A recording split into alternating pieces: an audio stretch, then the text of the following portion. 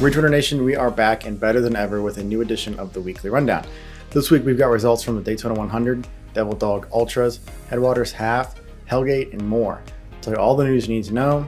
Let's check in with Wes and see how Paul the Legend Barty is doing. Paul Barty was back at it with another weekly half marathon. No matter what the weather is, the time of year, this man just does not stop. It's been 2 half marathons since we've seen Barty last. The first one opened with a bunch of deer. I mean, my goodness, look at the amount of deer that are featured on this run. Gee willikers. The second one was more important for Barty, however, as it symbolized the 9th year of running a weekly half marathon distance run every single week for the past 9 years. That's ridiculous. Kudos to you, Barty. Congratulations. I know there have been some close calls over the years, and I'm excited to see this streak continue for as long as possible. See you next week. One of the best East Coast ultra marathons took place over the weekend, and that was the Hellgate 100K. This race is bonkers. Directed by the ever-famous Mr. David Horton, runners start this race at 12:01 a.m. Saturday morning. I like to say late Friday night because that's just how my mind works. Runners run all through the night and into the morning. This year was literally hell for some runners as it was pouring down sheets of rain as well as icy slick conditions with temperatures in the mid to upper 30s. Yikes. This is one of my favorite races because every year they produce a video like this one. Sit back, grab your popcorn, and enjoy this. Dusty, you play with me, man? Yeah, but all right, Dusty.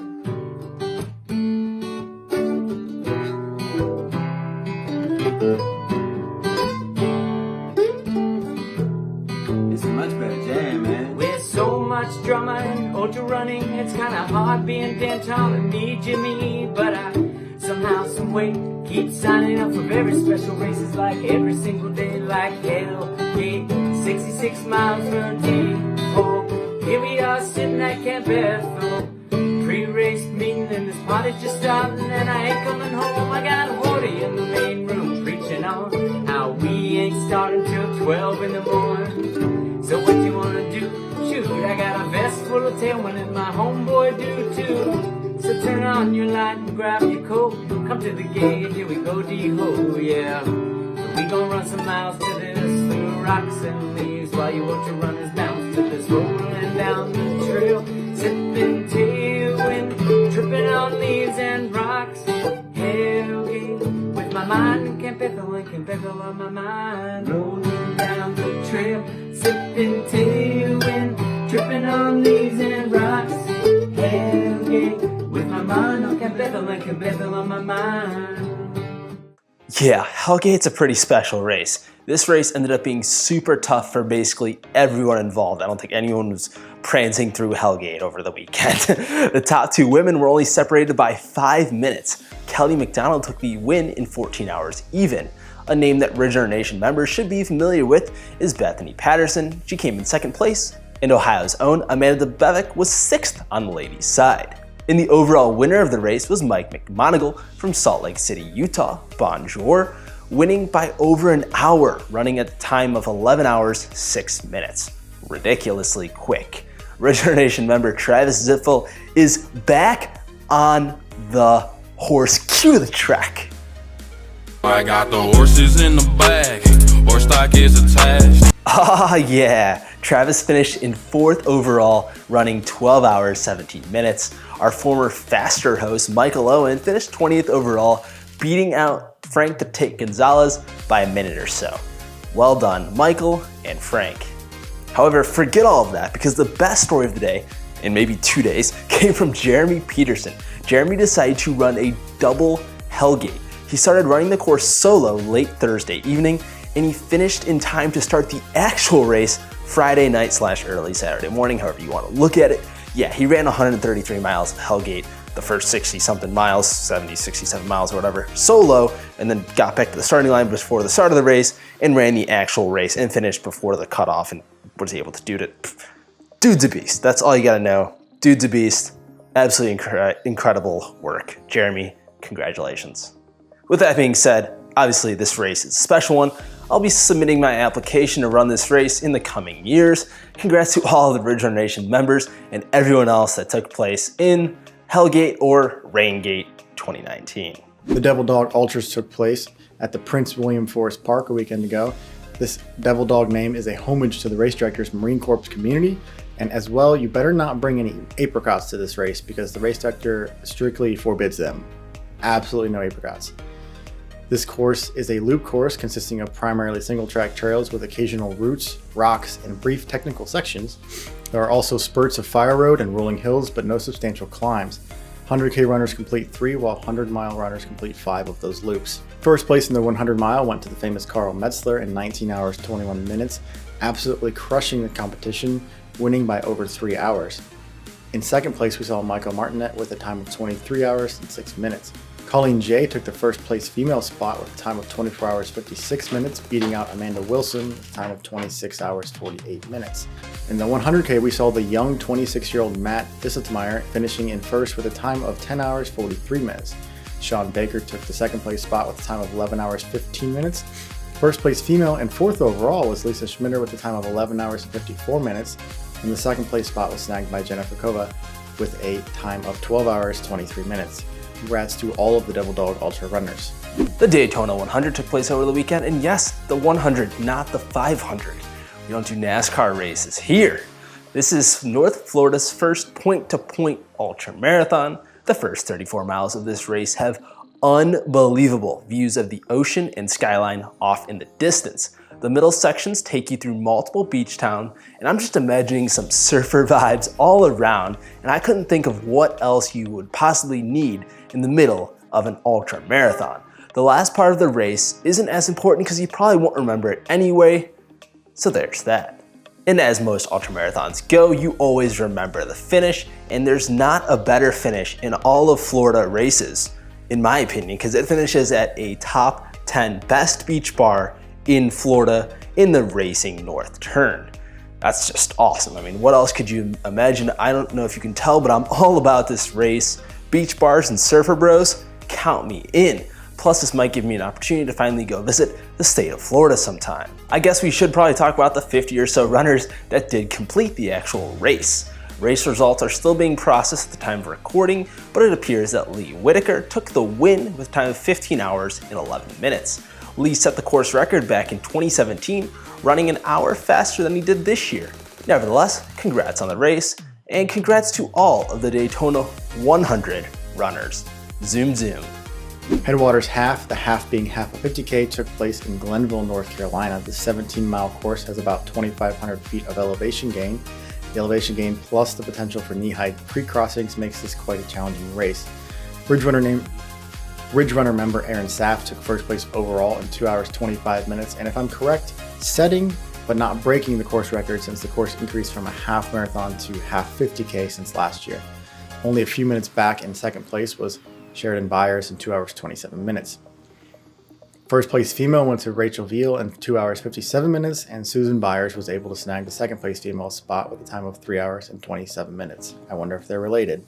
The Bigfoot 50K took place over the weekend in Cambridge, Ohio at Salt Fork State Park. This race is a special race to me because it was my first 50K back in 2015. This race is loaded with Ridge Runner Nation members, and this race features a 10-mile loop course completed 3 times. It looks like J.R. Lucer came away with the win in 4 hours 32 minutes. Elisa Rich was our top female in 5 hours 46 minutes. Congrats to all of the Ridge Runner Nation members that took place in this year's event. I was going through the results and just kept scrolling and recognizing all the names that were out there, saw all the photos and whatnot.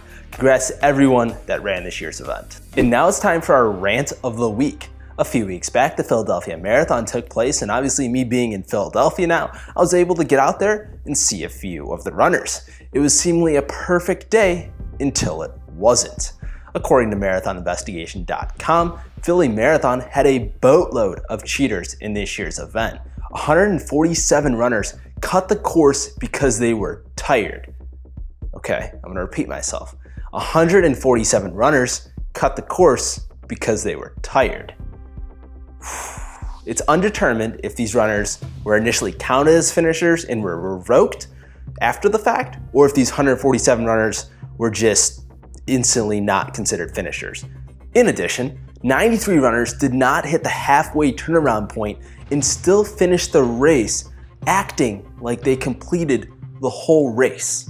How can you run a marathon? Like you trained 4 months. It's your first race, it's your second race, it's your 20th, your 100th marathon. You put in all the training, or you don't train, who knows? And you just say you act like you crossed the finish line and you take the medal anyway, you take the banana, you take the chocolate milk, and you pretend like everything's all good. I mean, this is just ridiculous.